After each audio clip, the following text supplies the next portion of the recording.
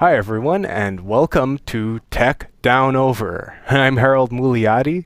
I'm filling in today for Rick Zanotti, who is actually on the other side of the country right now because he was just presenting at the video show in Washington, D.C. He was speaking about streaming shows live and broadcasting and how to do so. And I'm joined by our beloved co-host, Geoff Blanchard. How are you doing today, Geoff? Welcome. Good, thank you. And we've got a very special guest today, so let's do the intro now. Dude, we do. All right, here's...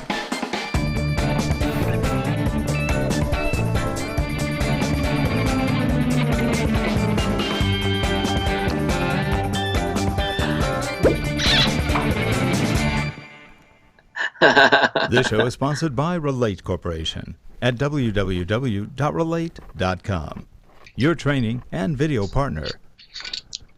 Hello, I'm Peter Baker. Please visit voiceovermasterclass.com to see details of the training courses I have on offer for new and existing voice talents to further their career by enhancing voice and technical skills, as well as essential marketing tips.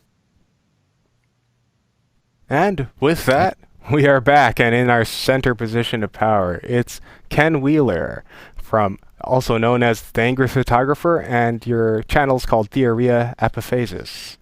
How are you doing, Ken? Tattooed monkey, or whatever you want to call me, the fat bald tattooed guy. All of those are appropriate. Greetings, how you doing? Pretty good. Good, thank you, Ken. Now, I just noticed, I have to ask you, because it said most of us, we don't do much on the YouTube or don't do many videos. I see this week you said, you apologize for not doing many videos, so you must be that busy. But I thought not doing many videos, I had a quick count, and I thought it was only 10 that you did in the last week, and that was not many for you. Yeah, no, a little over 6,000 videos now, I think. But I mean, obviously it's not about quantity, but quality. But of course, my videos are not high quality either. But I don't do any video editing. I mean, start to finish. I mean, I try not to edit videos. I literally just don't have time for it. I just try to provide, fast and ready information, and people seem to appreciate that rather than 100 cuts and fades and swipes and personal preference. Well, I must admit, what I do like. I just don't know how you manage to just get a little subject and do a quick video on it like that and make it so interesting. I just saw one, just your last one, I think, was just on a backpack, and I thought if I did one like that, it would be so boring. But that was just so interesting, just on a few minute things on a backpack with a few thrown in there, which I love stuff like that, though. I mean, where else could you get a backpack that'll last you the rest of your life that's indestructible and used by Navy SEALs for only $35? I mean, you can't even buy junk for that kind of money. So I always get excited about stuff like that. I just like the comment at the end, I think, was the thing that you put in the back, the plastic stiffener. Yeah, it's Viagra for your backpack, right? Yeah, that's Right. I thought just some classic thing. So tell us, Ken, what have you been up to that's been keeping you so busy lately? Actually, business photography. Using most of the GFX, also Nikon D850s. People want shots for their website.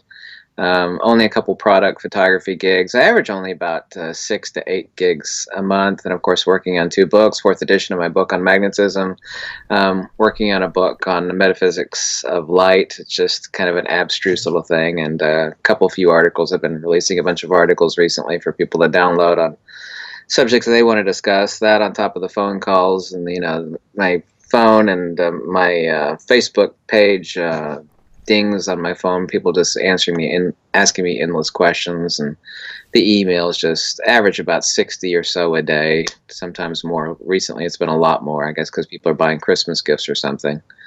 It's usually really heavy this time of year. It's just, I've been up to like 5 o'clock plus every morning for the past 3 weeks or so. So with that much coming in, how do you sort of prioritize what ones you want to do? Because there must be so much things that you want to attend to, but how do you prioritize them? As far as what I write or what I make videos on? Well, what you get all these emails, all these things you want to do. How do you, people asking you to do things? How do you decide what you're going to do? Oh, well, that's really easy. The emails that are a dissertation, I save those for last. The ones that I could, bang out really quick, with a one-sentence answer, I hit those first. It's less stressful on me. So when people send me a really long dissertation, it's painful. Just I want to ask you one question, and then I'll ask you 100 questions. I I don't know why people do that, but they do. Let's ask you a couple questions, and it's 100 questions. Yeah, I must admit the same thing. If people want to do something, you ask a question and do it. If I see an email that goes on and on and on, I tend to turn off after the first paragraph. I don't go any further. So. I met a few Aussies when I was up, and they actually flew all the way from Australia to the Photo Plus convention in New York City. I was there last month for all 3 days, and man, I hugged so many people and shook so many hands, and it was really strange being stopped by so many people. I literally couldn't go 3 feet without somebody. So I didn't get to see the show at all, even over those 3 days. The most fun I had is I let Fujifilm, and I'm not working for them at all or anything, but I mean, obviously I made them a bunch of money through, talking about their cameras, but, I don't get anything free from them at all. I have to pay for the cameras and everything, but they said I could actually give out some freebies, and there was a line formed like 1,000,000 miles long to get in, and I got in early. Every day with a pass, and they gave me just stacks of hats and all sorts of little trinkets and doodads, and it was so fun. I felt like Santa Claus. I was out there giving away hats, and everybody. No one else was giving out anything. Sony or Nikon, or well, I mean, they were bags. Nikon was, but nobody, that was actually stepping outside, waiting for everybody to get in because the show had opened up yet. It was just so much fun. I was just passing out hundreds of hats and trinkets and doodads. That was so much fun. That was totally worth the trip up there. Harold, let you get in. Well, so as far as the Fuji GFX, you've been using it quite a lot. You said, how do you think this sort of, I mean, I obviously, in terms of a lot of cameras out there, it's still pretty expensive, but it's quite a bit, it's at quite a lower price point than a lot of the medium format cameras that have been around and have been used a lot by photographers. How do you feel that's affected the kind of environment and market of cameras? Well, Fujifilm has realized that they can't enter into the full frame market. You got Nikon, Canon, and Sony, and everybody else, killing each other on the battlefield, and literally overnight. I mean, what could we say? We could essentially say 2 years. Fujifilm has dominated everybody on medium format, but I mean, the price is so cheap. I mean, getting a GFX, and it sounds like a commercial for Fujifilm, but it's not. I mean, it's like getting a Lamborghini for the price of a Volkswagen. I mean, if you take a look at a Mamiya Leaf Credo for $18,000, it's got the exact same sensor, either the GFX 50S or 50R, for infinitely less money. I mean, right now, used GFX 50Rs are going, I've seen more than a few go for $2,700, $2,800. Exact same sensor, far better made, far, far, far faster autofocus. And of course, with the GFX 100, let's just say, well, yeah, let's do say that accurately, $8,000 less than a Mamiya Leaf Credo, for example. But it's infinitely faster. The world's first crossover medium format camera, the world's first medium format camera with IBIS stabilization, which I actually don't care about IBIS at all for normal cameras because it's mostly for video. And of course, IBIS does not stop subject motion, but it's really, really important on medium format because the armatures and the actual shutter mechanism induces a huge shutter shake. Yeah. And that actually helps a lot. But I mean, for $8,000 less than a Mamiya Leaf Credo, you got a BSI sensor, 102 megapixel GFX, the world's first fast medium format camera. Not my opinion, not my feeling, not my belief, hardcore fact. World's first fast medium format camera. The world's first IBIS medium format camera. I'm still waiting on mine. Actually, I was told that Fujifilm didn't anticipate that the demand would be so astronomically high. And it has been an issue for both me and many others actually getting that, even though I've had that camera now borrowed twice for a little over 2 months. So I'm very fully familiar with it, but I'm still waiting on mine. But I mean, when you say expensive, I mean, compared to what, that's kind of my motto. And people say, well, what about this? I'm like, well, compared to what? It's just a very inexpensive camera. You're getting a lot for the money. And the GFX 50R is literally the camera I've been waiting 15 years for. Inexpensive, compact, medium format camera, That's it. So to dominate, there's never been a point in time ever in history, and it's not my feeling, I've thought about this a lot, I think, well, back in the photography days in the early 1990s or even earlier than that, has there ever been an arena of film or digital photography, whether that be 35 millimeter, medium format, or large format, where any camera company has literally overnight, within a period of 2 years or less, dominated everybody else with essentially no competition, and it's never existed before, and Fujifilm did that with medium format. They have, and yeah, I mean, there still isn't really.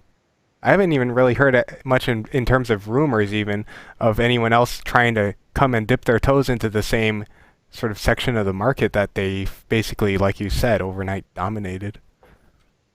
Yeah, they could. I mean, I've heard rumors of Sony doing that. I mean, I don't think that there's no indication at all that Nikon's going to do it, and certainly no indication that Canon's going to do it either. I mean, not that they don't have the ability to make the glass, they certainly do. I mean, Fujifilm, even back in the day of a photography school in the early 1990s, I had large format Calumet, and of course 8x10 and 4x5 lenses. Fujifilm was making large format lenses way back in the day, and of course even earlier than that. So they've been well positioned to make medium format lenses and systems. Obviously, the sensor is a Sony sensor, but the cameras are, used like new, mint condition, $2,800 for medium format camera. I mean, that's completely unheard of. Yeah. And, I mean, for that sort of price, it's not even usually you pay so much more money, and it kept people out of that market. But something like that, it's like myself and Harold can even sort of get together and afford to get that sort of thing. Yeah, I don't want to sound like a commercial for Fujifilm. I mean, there's a couple things they do I don't like. I don't like their lens hoods, for example, and that's because of nylon fill. By the way, what makes those lens hoods from Canon and Nikon so tough and not so easily snappable is the same way concrete roadways have rebar enforcement inside the concrete, so it has both the strength and the flexibility. They actually add nylon fill, kind of like very fine, almost like fiberglass, except it's made out of nylon, into the polymer mix, and that's what makes those lens hoods really durable. Of course, there's no perfect camera company, and I don't want to sound like a Fujifilm commercial because I'm certainly not. I love Nikon. I'm just waiting for them to come out with something. Of course, that next camera will be the Nikon D6. If Nikon does not drop the D6, which of course there's all indications they will be, then that would be a serious indication that something is wrong at Nikon, because they've never ever missed the Olympics. Every major serious hardcore DSLR Nikon's ever dropped, the D3, the D4, the D5, is run right before the Olympics, and so they have to drop that no later than April of next year, which is just a few months away. And if they miss that deadline, then everybody's eyes will get big, because Nikon's never missed that Olympics deadline.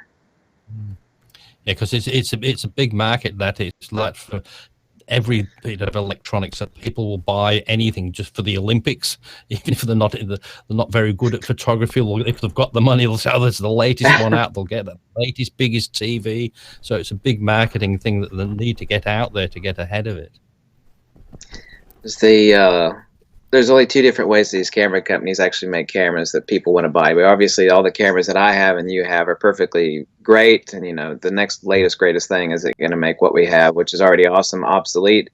We have lateral expansion, which is what Fujifilm is working on next, I know for certain, which is compact flash express cards, which means there'll be a bottomless buffer. And then, of course, there's vertical expansion, which would be and that's still 10 years down the road, which would be a global shutter. And the other one is Panasonic's adaptive resistance technology, such that you have one-shot HDR photography. You'll never clip the highlights anymore, and no one will ever have to worry about that. That's the vertical expansion of all these camera companies. But currently, I see nothing on the near horizon in the next 2 years other than lateral expansion. Because people always say, the XT3 is already awesome, or the Nikon D850 is already awesome. And of course, Nikon has already said they're going to give a firmware update for forward compatibility with CFast express cards on the Nikon D850 and the Nikon D5. So that's the lateral expansion that these companies are working on for the near future.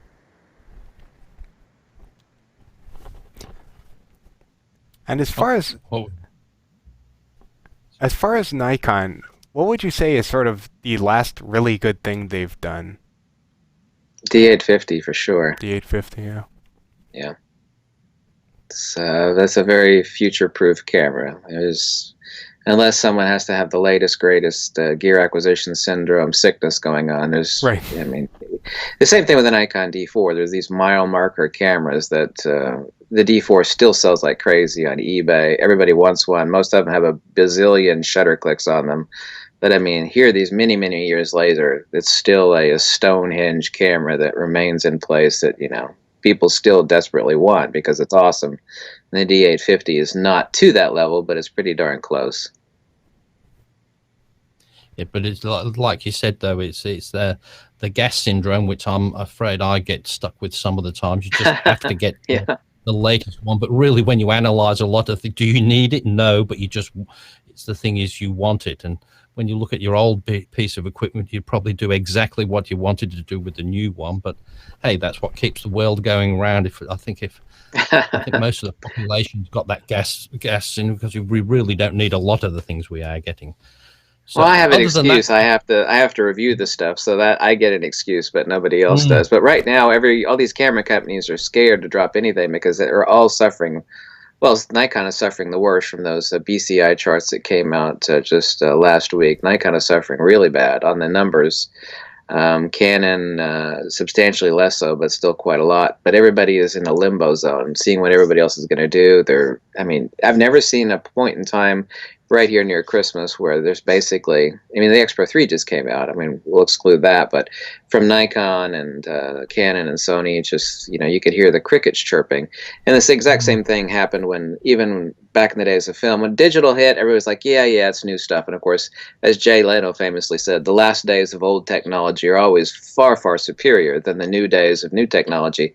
When digital hit, people were like, yeah, that's wonderful, that's going to be the future. But when it really hit and everybody kind of ultimately realized that, hey, film is essentially dead, that was right around the time when the Nikon D3 came out. The only thing that survived in film, not the only thing, but essentially the only thing, is that the hard, because Nikon still made the F5 several years later, after everybody realized that film was essentially, for the greater or lesser part, dead. So the only thing that was really being made was the hardcore stuff for the professionals, film-wise.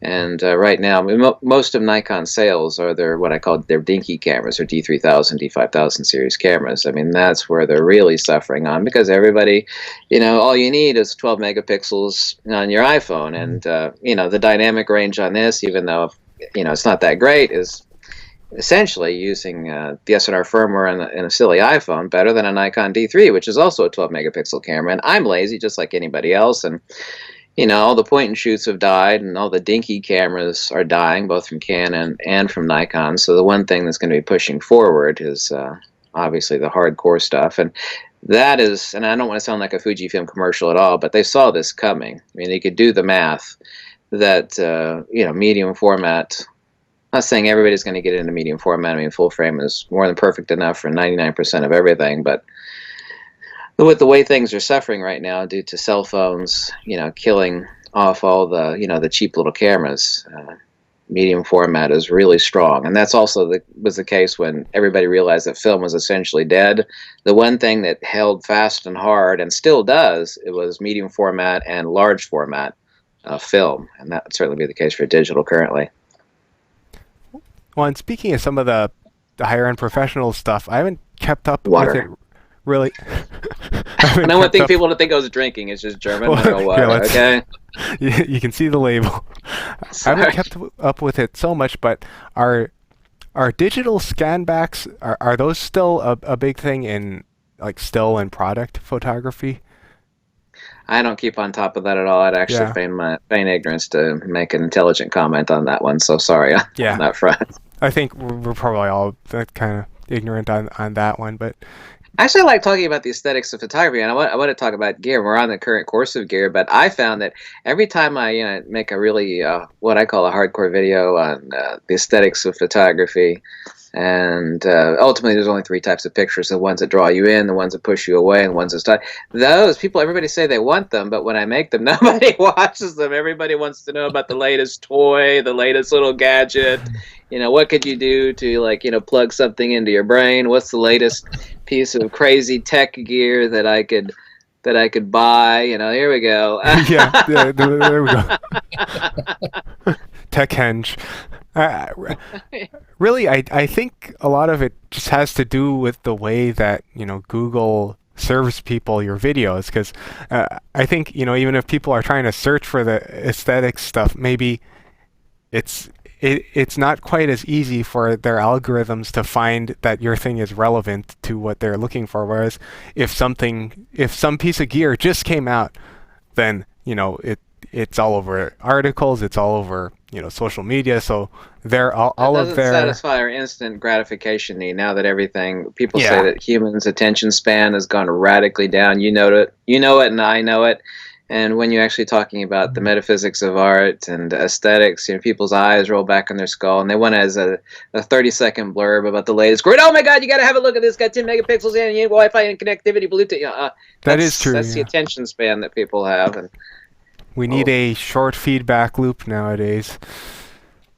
Well, I must admit, I'm getting sick to death of a lot of YouTube videos that take 5 minutes to get into the actual subject. That go on about this, and that, and this. And don't forget to join our channel. Don't forget to do this, and I forget what I've actually clicked on the link for, and I thought I'm just fed up with it. Oh, and then they apologize for this and do that. I must agree with you. The attention span's gone. I thought. All I want to I ramble on a lot. I'm guilty of that too, but I don't tell I've never told anybody to click or subscribe. I've never ever said that, but I ramble on, and people tell me this. Oh my God, you took you 10 minutes to say something you could have said in 2. I hate you. Okay. Oh, but then anybody who's clicking on your video, they will, like I do. I click on it to listen to you talk, and that's what it is. If you ramble on, that's what you want to hear. You don't. Yeah. You can hear plenty of just straightforward 1, 2, 3 straight laced. Yes, this is what it does. You go to get Ken. That's what you tune in for. Well, and also for the impatient of us out there, YouTube has the fast playback feature, so you can just watch through a video at a speed and a half, or you can even nowadays it even auto transcribes everything for you, and you can just scroll through the transcription of the video to find the part you want. And there's so many things nowadays that are helping people to. I suppose I would say they're kind of complicit with people's short attention spans, just trying to help people even more and more, not pay attention to things until they see the thing they want. I'll tell you, if you want a bit of fun, I said, if you want a bit of fun, go through some of Ken's videos and let the auto transcribe go through and see how some of the words, how it picks up. It doesn't always get the right word. And so, it's just good fun to see when you know what people have said, and then you say, oh my goodness, he didn't say that at all. Well, I usually have closed captions on, and I have actually found that Ken is not too bad on it transcribing. Like sometimes it'll just really put in weird words and stuff like that. Actually, on one of our own shows on this channel recently, not this show, but our show on e-learning, it was a show about chatbots, and I was looking at the transcriptions, and I had the captions on, and it kept transcribing chatbot as tampon, and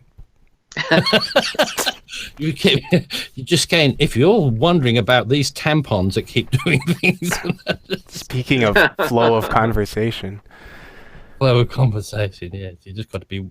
But then I suppose what those things to do, if you watch your own videos and watch the transcription, it makes you talk a bit differently. If you say, oh, did I say that word together? It got confused with it. Yeah. My views are radically way up, and I think it's attributable to something I just discovered that didn't know that it existed.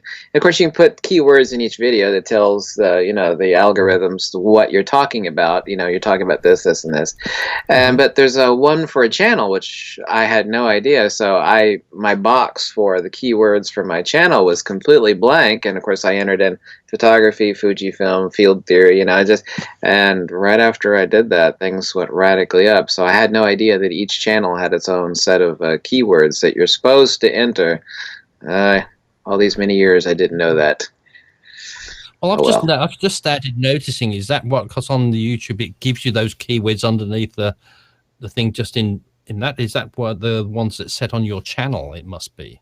I've just noticed that recently on. Yeah. Oh, when I upload them, it gives you a string of, you can enter in whatever you want. Like if I make a video about GFX, I'll just type in Fujifilm, GFX, Fujifilm, GFX, just to, let the search engine find me or that specific video. But I didn't know there was ones for channels. I should have known that, so I just... It seems a little unintuitive, though. It does almost seem like having to tell them that you are you, like... I Well, there's mean, so many people out there. I know there's a big purge going on. Apparently, it's supposed to start on the 10th. That if you're not making money for YouTube, that they'll be purging a lot of channels and videos. yeah, Everybody's been telling me about that. They're really afraid. I don't think I fit into that category, but I don't think there's much we can do at this point. It's, we'll find out how it actually affects us, and yeah. I was going to say, it'd be funny if this stream just cut out then. We're one of them. whole channel just deleted. But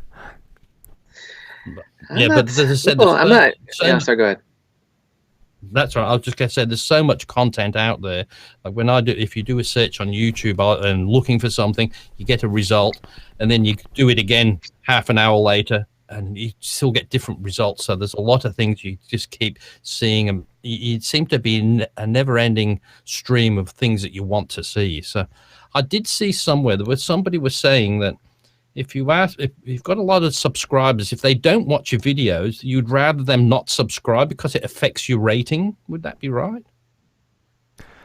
Go ahead. Oh, No, well, I I was was going to just say, actually, recently YouTube has told me, I don't know who they're telling, I assume a lot of people, but they said, you're going to notice your subscriber count's going to go substantially down. We're going to purge people that are maybe fake accounts and purge people that have been watching you recently, but I've not noticed any change. I think that sort of algorithm, that sort of sweeper, if you will, is geared towards some YouTube channels. I know that they're able to, I don't know how that works, able to buy subscribers or something to boost their view, and maybe that's the YouTube algorithm that's designed to eliminate that. Well, that's good. That means all of your subscribers were your true believers. Yeah, who would believe in that fat tattooed ball. I'm just trying to make helpful video. I told everybody that, repeated myself 1,000 times up in New York City, and there's only one guy. He said, I always hated you, and when I started watching your videos, I know this guy's, I don't like your voice, your face, you're not trying to sell me anything, you're just trying to save me a few dollars and give me some helpful info, which is what YouTube was originally designed for, like some greasy car mechanic or something. Some guru is like, this is how you fix your, Wang & Schnitzel on your Volkswagen 19. It's simplex, helpful information to save you money and save you time, and that's basically what I've stuck to. Not selling anything. All the books that I write are for free, including that recent Fujifilm book that I wrote, which people really like that a lot. Yeah, I've actually read some of it, even though I didn't actually heed your advice yet. I haven't read the manual because I have the Fuji X-T2. I haven't read the manual cover to cover yet, but I did peek inside your book, so No, nobody does that, so that's okay. Yeah, I actually have it in the studio right here. I'm not sure if it's helpful at all, but that's the Fuji X-T2 that you're looking at me from now. You're looking at the side of my head. Yeah. Sharp. That was really it's a nice good camera. Shot. It is. It looked like a really nice shot on that.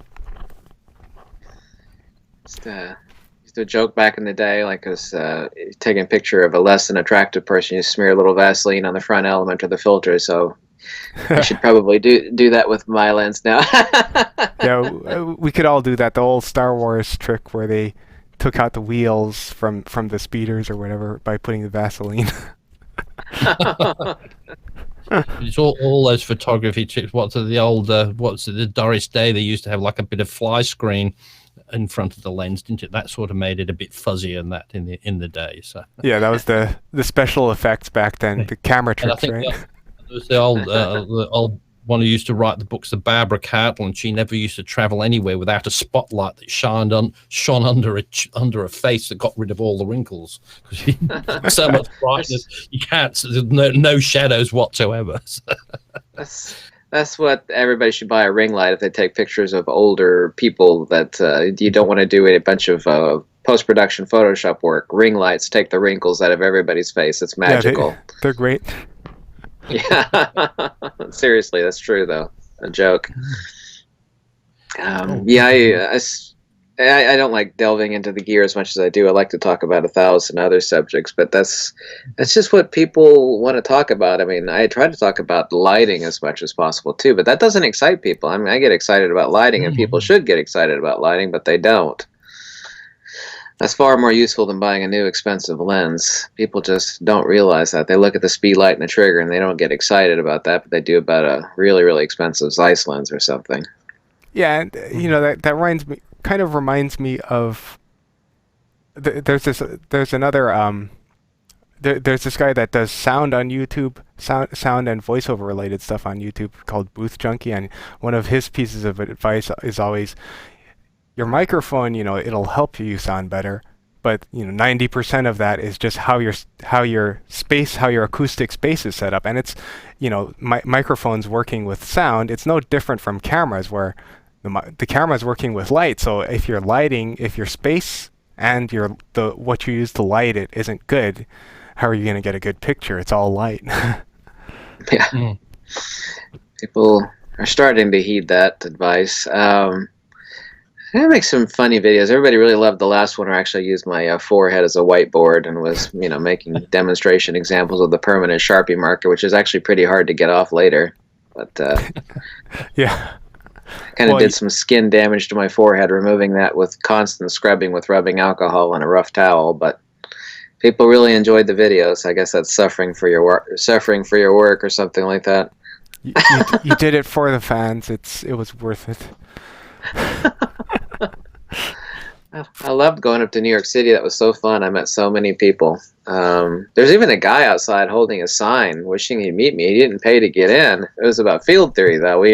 We stepped outside to go have dinner, and buddy next to me said, "There's a dude over there with a sign with your name on the top." I know, middle of New York City, which I've never been there before except to fly through 20 years ago heading to Russia.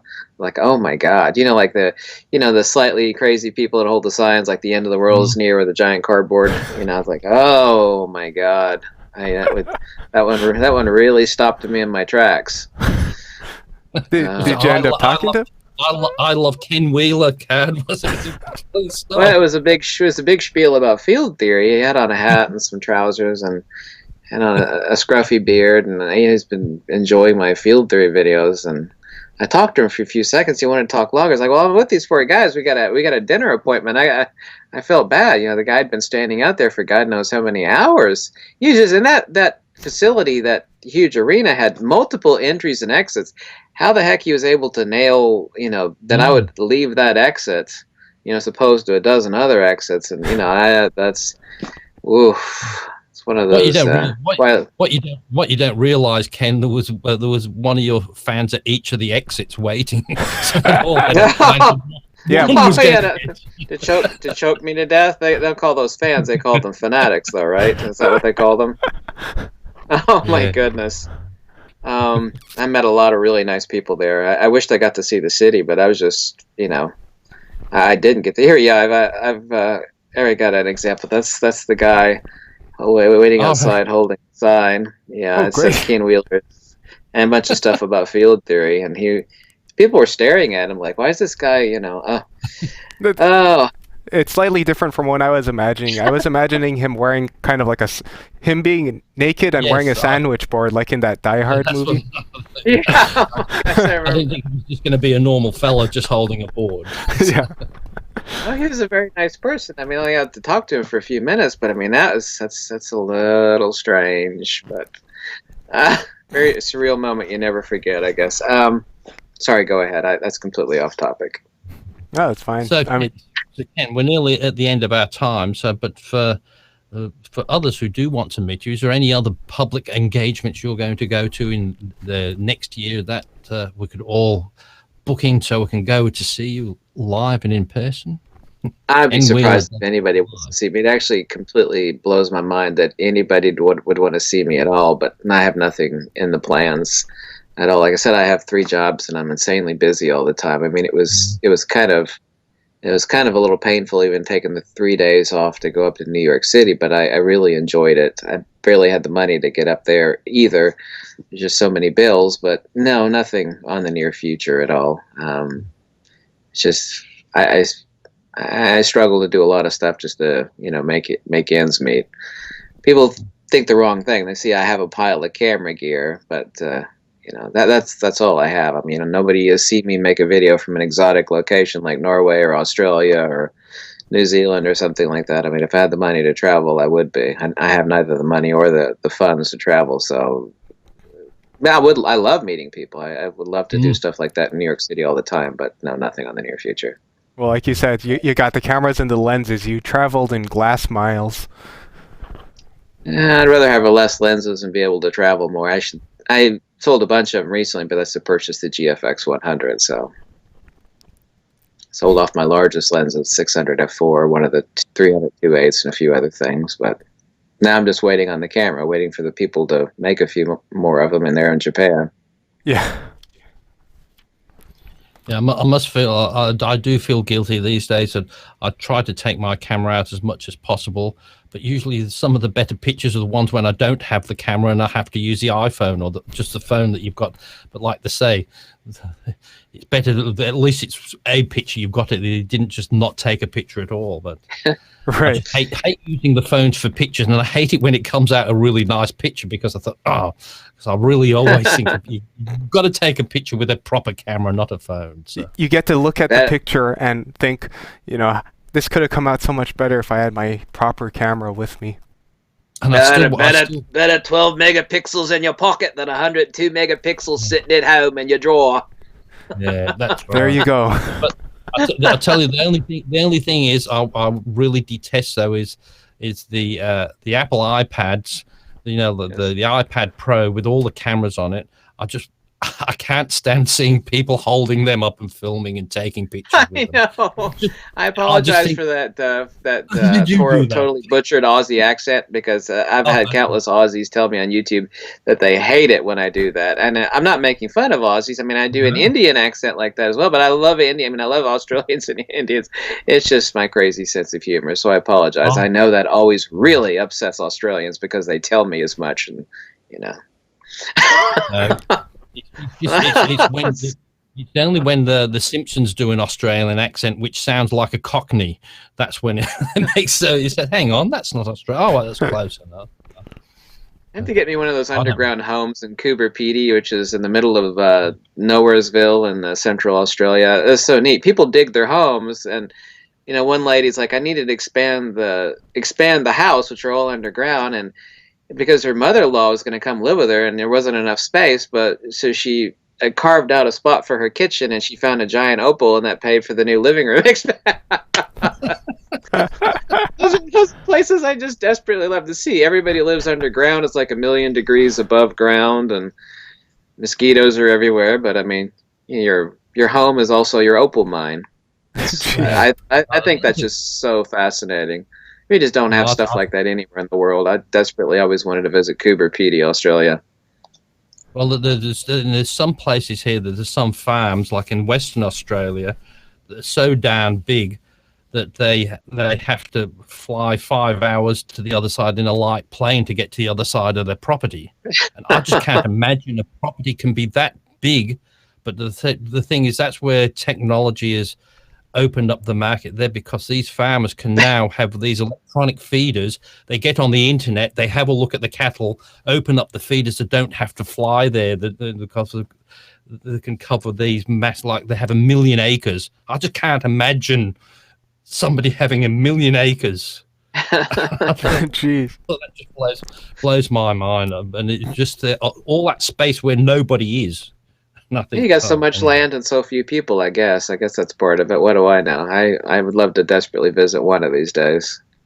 I must admit, it is a lovely country, and there's so much uncharted areas where people just don't go. They just go to the main touristy parts. But like you said, going to the Coober Pedy with all that part, that's a good tourist way. But there's so many things on the way too there. But hey, I'm glad we're undiscovered most of the time. So. That's good. Anyway, sorry to talk your leg off. Yeah, that's okay. No problem.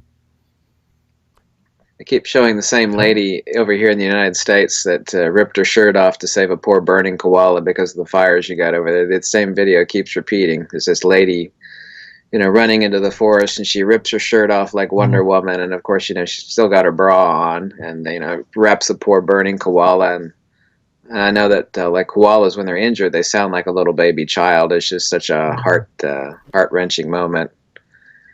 Because Australia Those doesn't sort of make the news too very often here in the United States, but I mean, recently that's been it. But those videos, they're terrible to see how horrible, seeing the wildlife, but they generate so much money from people donating to the wildlife, and then they give back to it and they get back. So it does so much good, those videos, a lot of the time. It gets people awareness up there. Then always think about people losing their homes, which is tragic and all that. But there's so many thousands of animals that get killed as well. That's all terrible as well. So, but and it's not really the middle of the summer yet. So we've just started summer. So hopefully, Power of photography and video. Yeah. Anything that'll pierce that little bit into the people's consciousness through all the noise. Well, thanks again, Ken. We've had a wonderful time talking to you again. So hopefully you can come back and join us again later on. Oh, absolutely. I apologize for missing the last time. I think I'm getting old and senile or something. It could be stress related. I don't know why. I'm so sorry I missed the last time. Humble apologies. I feel so bad. But we know you're busy and that, and even sometimes when people do come, you've got different things to do. And so I'm fortunate it's early morning here, so I'm always here first thing on a Saturday morning. But if it was probably late on a Friday night or something, hey, you get caught up in a lot of different things. Yeah, I never do stuff like that. Even being busy, though, is no excuse for my incompetence on that part. So humble apologies. You're thanks, forgiven. but thanks for coming on though, and thanks for making your rush home to get here in time and yeah. Yeah, stick the hot rod in third gear. Yeah. Not sure how many pileups you left on the highway on the way here, but it's Kentucky. There's not that many people here. People drive slow here. See? No big wreck. I told you it was Kentucky. Because Harold was tossing up, and I said, because I know Rick was in Cincinnati, and I said, "I know it's just not far from the Kentucky's just over the river or something from there, isn't it?" So, yeah, land of bourbon, horses, and I don't know what else. Yeah, Hatfields and McCoys. Well, and the fried chicken brand, right? Yeah, actually, oddly enough, nobody eats fried chicken in Kentucky. They eat it everywhere else, but nobody eats that stuff here. I always wondered, did he come from Kentucky? It says Kentucky from, but it doesn't always mean it came from there, does it? So, did it come from there? Yeah, Colonel Sanders. Yeah, there's his headquarters is near Louisville. I drive past it quite often. It's owned by Yum Brands, which is a Chinese company. They own KFC now. It's called Yum Brands. I think Chinese companies own just about everything nowadays. Global expansion, et cetera, et cetera. Yep, globalization. Well, thanks for coming on, Ken, and no, thanks for having me. Yeah, it was wonderful talking to the both of you. I really appreciate it. Yeah, I really like it. It's always very chill when you come on. It's people expect you to be really people think of you as this really what would you say kind of the word is slipping my mind, but you're someone that's always trying to start a fire, but I'm not like that. You're just I think they think I'm like a crusty old one-eyed sailor or something. That's which to a certain extent, take care of your wife dying of cancer for 10 years, it'll do stuff to you. But no, I'm not like that at all. I mean, like I said, up in New York City, I was just hugging people and shaking hands, and everybody enjoyed it. Like, oh my God, you're nice in person. It's like, well, yeah, of course I am. But I don't have any hidden agendas. Life is too short for that nonsense. Exactly. All right. Well, thanks everyone for tuning in, and we'll see you next time on Tech Down Over. Bye everyone. I'll do